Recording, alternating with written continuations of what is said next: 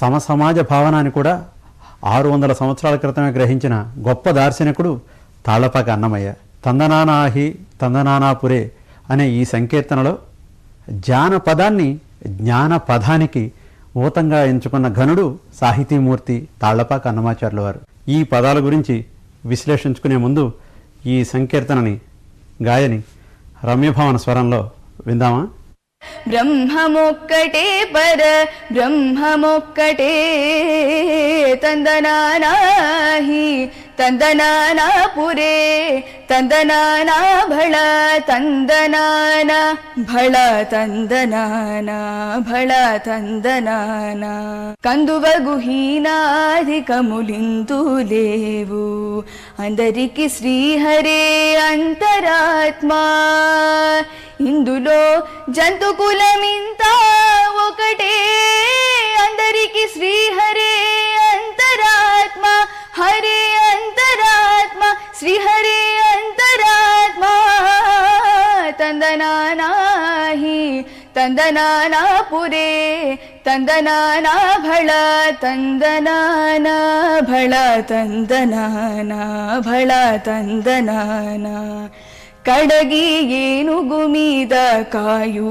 ఎండొకటే పుడమి సునకము మీద పొలయు నిండొకటే కడు పుణ్యులను పాపకర్ములను సరిగావా జడియు శ్రీ వెంకటేశ్వరు నామమొకటే జడియు శ్రీ వెంకటేశ్వరు నామమొకటే తందనానాహి తందనానాపురే తందనానా భళ తందనానా భళ తందనానా భళ తందనానా భళ తందనానా భళ తందనానా భళ తందనానా భళ తందనానా.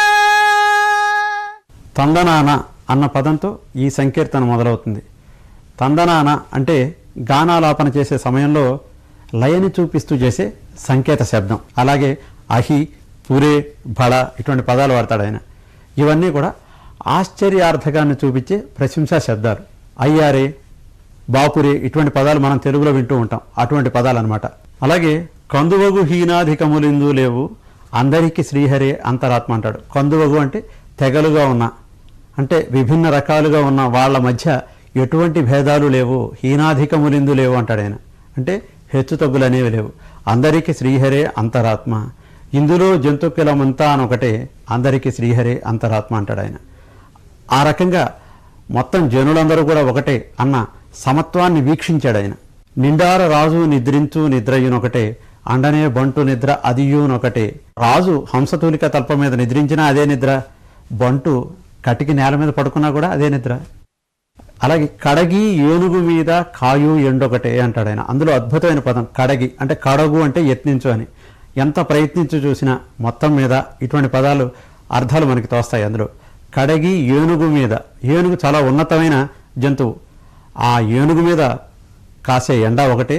అలాగే పుడమి సునకము మీద పొలయు ఎండొకటే, చాలా నేల మీద సంచరించే సాధారణమైన జంతువు కుక్క. ఆ సునకం మీద ప్రసరించే పొలయు అంటే ప్రసరించే ఎండ ఒకటే. కడు పుణ్యులను పాపకర్ములను సరిగావా జడియు అంటే కురియు అనే అర్థం ఉంది. పాపుల మీద పుణ్యుల మీద కూడా ఆ శ్రీ వెంకటేశ్వరుని కరుణ ప్రసరిస్తూనే ఉంటుంది అని చెబుతూనే భక్తి భావనలతో సమసమాజ భావాన్ని ప్రేరేపించేలాగా సాహిత్య దృక్కోణాన్ని అద్భుతంగా ఆవిష్కరించిన ఈ సంకీర్తన జనజీవన స్రవంతిలో భాగమైపోయి అద్భుతంగా రాణిస్తూనే ఉంది.